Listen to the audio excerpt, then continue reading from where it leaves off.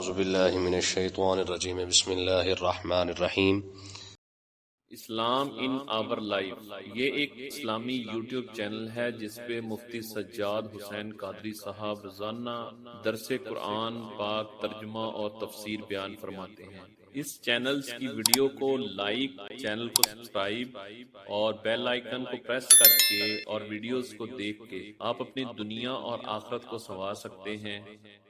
ان اللہ لا يخفى علیہ شیء فی الارض ولا فی السماء هو الذی یصورکم فی الارحام کیف یشاء لا الہ الا هو العزیز الحکیم۔ کل کے سبق کے اندر یہ بات تھی کہ حضرت سیدنا عیسیٰ علیہ نبینا علیہ الصلوۃ والسلام کو ان کے جو حواری ہیں وہ ان کے لیے الوہیت کا ثبوت جو ہے پیش کرتے ہیں۔ وہ کہتے ہیں کہ یہ بھی خدا ہے۔ تو اللہ تبارک و تعالی نے ان کے دلائل کے اندر اپنی الوہیت کو ثابت کیا ہے کہ تم جو کہہ رہے ہو کہ یہ خدا ہے، حالانکہ خدا کی شان تو آقا علیہ الصلوۃ والسلام نے بیان فرما دی، اور ساتھ ساتھ اللہ تبارک و تعالی نے قرآن مجید میں یہ بھی ارشاد فرما دیا کہ رب تو وہ ہے جس نے تورات اور انجیل کو نازل کیا ہے۔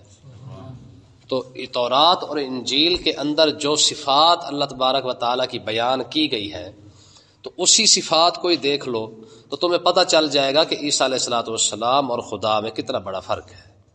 ٹھیک ہے، تو اللہ تبارک و تعالی نے اپنی شان بیان کرتے ہوئے پیچھے جو بات چلی تھی کہ اللہ تبارک و تعالی کی ذات وہ ہے جو تورات کو نازل کیا، انجیل کو نازل کیا، پھر قرآن کو نازل کیا ہے۔ آگے فرمایا ان اللہ لا یخفی علیہ شیء، فرمایا تمہارا جو خدا ہے، بے شک اللہ تعالیٰ کی جو ذات ہے، لا یخفی علیہ شیء، اس سے تو کوئی چیز چھپی ہوئی نہیں ہے، فی الارض ولا فی السماء، اس کی شان یہ ہے کہ چاہے کچھ زمین کے اندر جو کچھ موجود ہے اس کو بھی رب جانتا ہے، ولا فی السماء، جو آسمانوں کے اندر ہے اس کو بھی رب جانتا ہے۔ ہاں، تمہارے رب کا جو خدا کا تو علم اتنا ہی وسیع ہے کہ اس زمین کے اندر جو کچھ ہے، یا زمین کے اندر سے نیچے پانی کے اندر ہے، یا اس سے نیچے جہاں تک تحت الثری تک جتنی مخلوق موجود ہے وہ تو سب کو جانتا ہے۔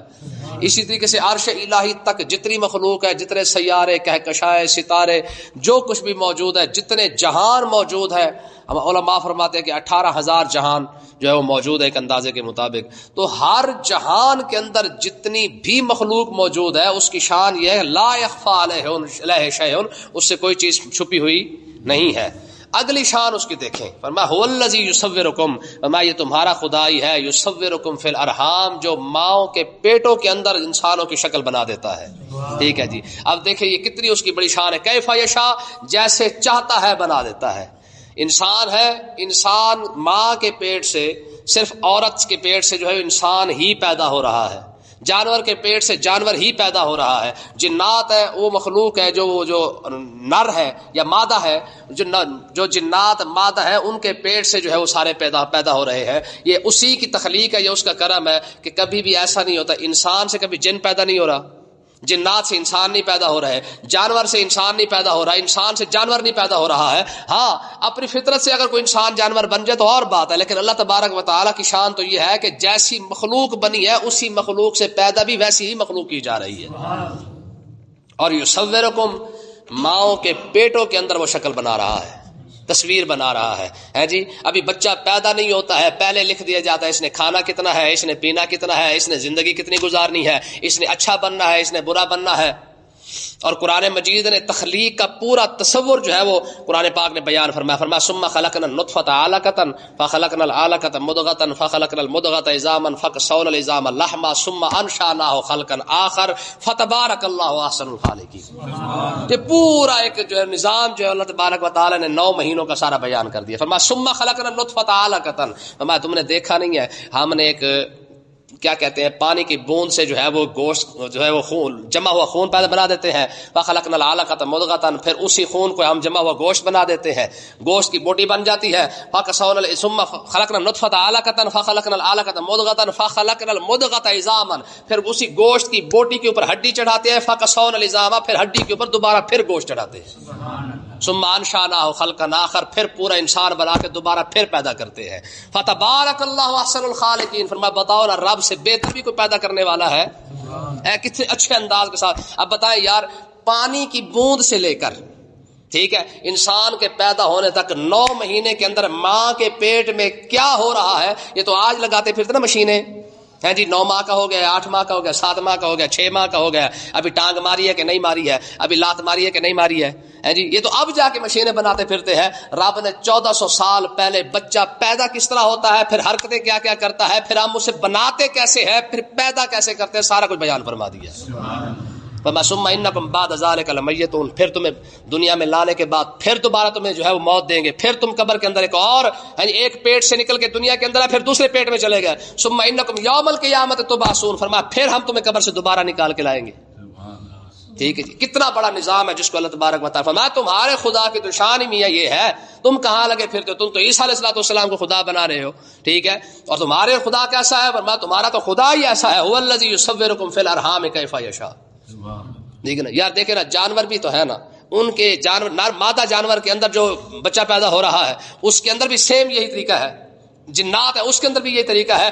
کیسی بڑی ہستی اور کیسی بڑی ذات ہے کہ ہر مخلوق کے اندر جو کچھ بھی ہے، حالانکہ قرآن مجید کی مزیدار آیت ہے، فرمایا کہ من کل شیء خلقنا زوجین لعلکم تذکرون، ہم نے ہر شے کا جوڑا جوڑا بنایا ہوا ہے، ٹھیک ہے جی، ہر شے کا جوڑا جوڑا بنایا ہے، چاہے جاندار ہے چاہے بے جان ہے، جیسا بھی ہے جوڑا جوڑا بنا کے اس نے یہ دکھا دیا ہے کہ تخلیق کے تمام عمل جو مخلوق کے اندر ہے وہ جوڑے سے پیدا ہوتے ہیں۔ تنہا ذات صرف اور صرف رب کی ذات ہے، لا الہ الا ہو، فرمایا اس کے سوا کوئی خدا نہیں ہے، اس کے سوا کوئی معبود نہیں ہے، اور ہے کیسا، العزیز الحکیم، غالب بھی ہے حکمت والا بھی ہے۔ اگلی قرآن کی آیات دیکھیں، یہ اس بندے کو جو سبق دیا جا رہا ہے کہ قرآن کی آیتیں جو ہے وہ کیسی ہیں۔ میں هو الذی انزل علیک الکتاب، میں یہ وہ ذات ہے، پہلے یہ بتایا کہ ہے کیسا، ٹھیک ہے، پیچھے کہا تھا کہ اس نے تورات اتاری، انجیل اتاری، قرآن اتارا، پھر بتایا کہ قرآن کوئی ایسا ویسا کتاب نہیں ہے، ہاں اس کو نازل کرنے والا وہ ہے جو آسمان اور زمین کو جاننے والا ہے، اس کو نازل کرنے والا وہ ہے جو ماں کے پیٹوں میں جو تصویر بنا سکتا ہے، جو شکل صورت بنا سکتا ہے، وہ ہستی ہے جس نے اس قرآن کو نازل کیا ہے۔ اب اس قرآن کو کیسے نازل کیا ہے ذرا اس کا طریقہ دیکھیں ذرا۔ هو الذی انزل علیک الکتاب، فرمایا یہ وہ ذات ہے جس نے آپ پر کتاب حق کے ساتھ نازل فرمائی ہے۔ منہ آیات محکمات ہن، اس کے اندر کچھ آیتیں ایسی ہیں، قرآن کے اندر کچھ آیتیں ایسی ہیں محکمات ہن جو بالکل واضح آیتیں ہیں، بالکل واضح آیتیں ہیں۔ ام الکتاب وہ اصل ہے، وہ کیا ہے، اصل ہے، وہ اخر متشابہات، اور کچھ کتابیں ایسی، کچھ آیتیں اس کے اندر ایسی ہیں جو متشابہ آیات ہیں۔ ذرا اس مسئلے کو سمجھیں، قرآن میں 2 قسم کی آیتیں موجود ہیں، کتنی؟ 2 قسم کی۔ ایک آیت ہے جن کو محکمات کہا جاتا ہے، یعنی قرآن کی اصل کہا جاتا ہے، مطلب کیا ہے، حلال اور حرام کے جو مسائل ہیں، جو شریعت کے، جو عبادت کے جو مسائل ہیں، وہ اللہ تبارک و تعالی نے واضح الفاظ کے ساتھ بیان کر دیے ہیں، جیسے بیان کے سمجھ بھی آ جاتا ہے۔ اقیموا الصلاۃ آتوا الزکاۃ، نماز پڑھو اور زکوٰۃ دو، یہ محکم آیات ہے، ٹھیک ہے نا جی، بالکل صحیح بات سمجھ آ جاتی ہے، ٹھیک ہے۔ اسی طریقے سے قرآن کی ڈھیر ساری آیتیں ہیں، جیسے ہی بیان ہوگا سمجھ آ جائے گی۔ جب سمجھ آ جائے حلال اور حرام، لیکن جی حرمت علیکم امہاتکم و بناتکم و اخواتکم و عماتکم و خالاتکم و بنات الاخ و بنات الاخت و امہاتکم اللتی ارضعنکم، یہ سارے وہ رشتے ہیں جس کو اللہ تبارک و تعالیٰ نے حرام کر دیے ہے، کہ تمہاری ماں حرام ہے، تمہاری بہن حرام ہے، تمہاری بیٹی حرام ہے، چاچی تائی پھوپھی ہیں جی، یہ سارے حرام ہیں۔ اب جیسے ہی اللہ تبارک و تعالیٰ نے یہ رشتے بتائے ہمیں سمجھ آ گیا، اس کے اندر کسی وضاحت کی ضرورت نہیں ہے، ٹھیک ہے نا جی۔ حرمت علیکم المیتۃ والدم ولحم الخنزیر وما اہل به لغیر اللہ، تو میں تمہارے اوپر یہ چار چیزیں یہ بھی حرام ہے۔ تو مقصد کیا ہے کہ حلال اور حرام جو قرآن پاک کے اندر اللہ تعالیٰ نے بیان کیا ہے وہ واضح طور پر ہے، آپ جیسے ہی پڑھیں گے، جیسے سمجھیں گے، فوراً سمجھ آ جائے گا، ٹھیک ہے جی۔ اچھا، متشابہات یہ کون سی آیتیں ہیں؟ متشابہات وہ آیات ہے جن کی مراد کو صرف اللہ تعالیٰ ہی بہتر جانتا ہے، معنی ہو جاتا ہے، اس کا ترجمہ ہو جاتا ہے، یعنی ترجمہ کرنے کے بعد بھی اس کی مراد کیا ہے وہ صرف اور صرف اللہ تعالیٰ کی ذات جانتی ہے۔ جیسے دیکھیں مثال کے طور پر صحابہ کرام تشریف فرما ہے، آقا علیہ الصلوۃ والسلام نے ارشاد فرمایا عثمان غنی کی شہادت کی خبر آ گئی ہے۔ عثمان غنی کو بھیجا گیا تھا کہ جائیں اور مکہ والوں کے ساتھ بات کر کے آئیں۔ جب عثمان غنی کی شہادت کی خبر پہنچی نا آقا علیہ الصلوۃ والسلام کے پاس، خبر تو سچی نہیں تھی لیکن شہادت کی خبر آ گئی تھی کہ عثمان غنی کو شہید کر دیا گیا، حالانکہ عثمان غنی کو باہر روک لیا گیا تھا، مکہ والوں نے روک لیا تھا کہ آپ چند دن ہمارے پاس ٹھہرے، تو پیچھے صحابہ کرام کو یہ وہم ہوا کہ شاید ہو سکتا ہے، کیونکہ لیٹ جو ہو رہے ہیں تو اس کی وجہ یہ ہے کہ انہوں نے جو ہے وہ شاید ہو سکتا ہے شہید کر دیا ہو۔ آقا علیہ السلام تک جب یہ خبر پہنچی تو آقا علیہ السلام نے ارشاد فرمایا سارے بیعت کرو کہ ہم نے عثمان غنی کا بدلہ لینا ہے جی۔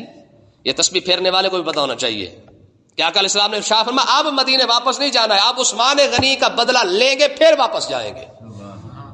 آقا علیہ السلام ایک درخت کے نیچے تشریف فرما ہوئے، صحابہ کرام باری باری آنے لگے، بیعت کرنے لگے۔ جب بیعت ہو گئی نا تو اللہ تبارک و تعالیٰ نے ارشاد فرمایا لقد رضی اللہ عن المؤمنین اذ یبایعونک تحت الشجرہ۔ فرمایا محبوب وہ جو درخت کے نیچے بیٹھ کر آپ نے بیعت نہیں لی صحابہ کرام سے، فرمایا ید اللہ فوق ایدیہم، فرمایا جس ہاتھ سے آپ ان کی بیعت لے رہے تھے نا ان کے ہاتھ کے اوپر جو آپ کا ہاتھ تھا وہ آپ کا ہاتھ نہیں تھا، ید اللہ فوق ایدیہم، رب کا ہاتھ تھا، ٹھیک ہے، ان کے اوپر رب کا ہاتھ تھا۔ اب دیکھیں ہمارا عقیدہ یہ ہے اہل ایمان کا کہ رب جو ہے وہ ہاتھ سے پاک ہے، لیکن اللہ فرما رہا ہے کہ فرمایا کہ ان کے ہاتھ صحابہ کرام کے ہاتھوں کے اوپر کیا تھا؟ اللہ کا ہاتھ تھا۔ اسی طریقے سے حدیث پاک کے اندر آتا ہے ید اللہ علی الجماع، ٹھیک ہے، کہ اللہ جماعت ہوتی ہے اس کے اوپر اللہ کا ہاتھ ہوتا ہے۔ اب کہنے کا مقصد یہ کہ ایک طرف سے مسلمان کا یہ عقیدہ ہے کہ رب ہاتھوں سے پاک ہے، اسی طرح قرآن مجید کی آیت ہے کہ فرمایا اینما تولوا فثم وجہ اللہ، کہ تم جہاں بھی منہ کرو گے، وجہ کہتے ہیں چہرے کو، کیا کہتے ہیں؟ چہرے کو۔ اب دیکھیں اب قرآن مجید کے لفظ سے وجہ جو ہے اس کا مطلب ہوتا ہے چہرہ، اور قرآن مجید کی آیت ہے فرمایا اینما تولوا للہ المشرق والمغرب فاینما تولوا فثم وجہ اللہ، تو مشرق کی طرف منہ کر کے نماز پڑھو، تو مغرب کی طرف منہ کر کے نماز پڑھو، فثم وجہ اللہ، جدھر بھی منہ کر کے نماز پڑھو گے رب کا چہرہ سامنے ہوگا، حالانکہ رب چہرے سے پاک ہے، ٹھیک ہے، لفظ وجہ جو ہے وہ اب چہرے سے پاک ہے۔ اب کیا کریں گے؟ مطلب یہ ہے علماء فرماتے ہیں کہ یہ جو چہرے سے یا ہاتھ، اس سے مراد ہوتی ہے اللہ تعالیٰ کی قدرت، یعنی مطلب یہ ہے کہ تم جہاں بھی منہ کرو گے اللہ کی قدرت کو اپنے سامنے پاؤ گے، اللہ کی رحمت کو اپنے سامنے پاؤ گے۔ تو مطلب یہ ہے کہ ایسے الفاظ قرآن مجید کے اندر استعمال ہوئے ہیں جن کا معنی تو ہو سکتا ہے لیکن اس سے مراد کیا ہے یہ کسی کو پتا نہیں ہے۔ اب اس کی مراد صرف اور صرف اللہ جانتا ہے یا راسخین فی العلم علماء جو ہوتے ہیں وہ جانتے ہیں، ٹھیک ہے۔ اب یہ ان لوگوں کے لیے لمحہ فکریہ ہے جو فیس بک سے قرآن پڑھ لیتے ہیں، یوٹیوب سے قرآن پڑھ لیتے ہیں، ٹھیک ہے نا۔ ہمارے نا ایک بندے نے سوال کیا تھا، کہہ رہے جی فیس بک سے اگر ہم پڑھ لیں تو کوئی حرج تو نہیں ہے نا، یوٹیوب سے پڑھ لیں تو حرج تو کوئی نہیں، وہ بھی تو قرآن ہی پڑھاتے ہیں۔ تو میں نے ایک موٹی سی مثال دی تھی، میں نے کہا دیکھو یار قرآن عربی میں نازل ہوا ہے کہ ہے کہ نہیں؟ صحابہ کرام کون تھے؟ عربی، بھئی ان کی زبان کون سی تھی؟ عربی زبان تھی۔ قرآن جو کتاب نازل ہو رہی ہے وہ بھی عربی ہے، اور مزیداری کی بات یہ ہے کہ جو پڑھانے والا ہے وہ کوئی عام بندہ نہیں ہے، کوئی عام ہستی نہیں ہے، وہ امام الانبیاء کے ذات ہے بھی عربی۔ امام الانبیاء استاد ہو، پڑھنے والے صحابہ کرام ہو، کتاب بھی عربی میں نازل ہو، یعنی پڑھانے والا بھی عربی ہو، پڑھنے والے بھی عربی ہو، جو کتاب پڑھائی جا رہی ہے وہ بھی عربی ہے، ٹھیک ہے۔ اس کے باوجود صحابہ کرام ایسے فصیح ترین اور دنا ترین لوگ تھے، انہوں نے تو خود بیٹھ کے نہیں قرآن نے کہا نہیں جی حضور ہمیں آپ کی ضرورت نہیں ہے، ہم قرآن آپ پہ پڑھ لیں گے، کسی نے کہا ہے؟ نہیں، ہر صحابی نے جو ہے وہ آقا علیہ السلام کی بارگاہ اقدس میں بیٹھ کے قرآن پاک کی تلاوت کی اور پڑھا ہے، باقاعدہ سمجھا ہے اس کو۔ حضرت عمر رضی اللہ تعالیٰ عنہ کو 12 سال لگے سورۃ بقرہ سمجھتے۔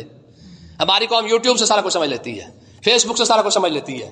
تو بھائی سیدھی سی بات ہے کہ جب صحابہ کرام جناب عمر جیسا بندہ 12 سال کے اندر تو سورۃ بقرہ سیکھی ہے اس نے، مولا علی رضی اللہ عنہ فرماتے ہیں کہ اگر میں سورۃ فاتحہ کی تشریح کرنا شروع کر دوں تو میں سینکڑوں کی تعداد کے اندر اونٹ جو ہے وہ بھر دوں اس کی سورۃ فاتحہ کی تفسیر کرتے کرتے۔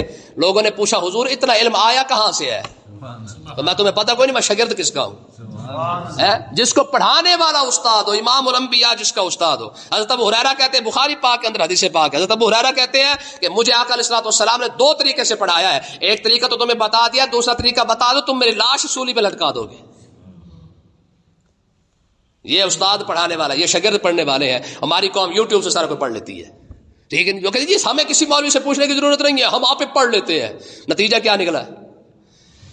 تو اس کا مطلب یہ ہے کہ قرآن اتنا بھی آسان نہیں ہے کہ ہر بندہ منہ اٹھائے اور بٹن دبائے اور بٹن دبانے کے بعد سارا کوئی نکال کے آپ پڑھنا شروع کر دے، نہ۔ فرمایا اس کے اندر 2 قسم کی آیتیں موجود ہیں، ایک آیت وہ ہے جو سمجھ آ جاتی ہے، دوسری آیت وہ ہے جو استاد کے سمجھائے بغیر سمجھ ہی کوئی نہیں آتی ہے۔ اب مجھے بتائے ید اللہ کا معنی کیسے کرے گا؟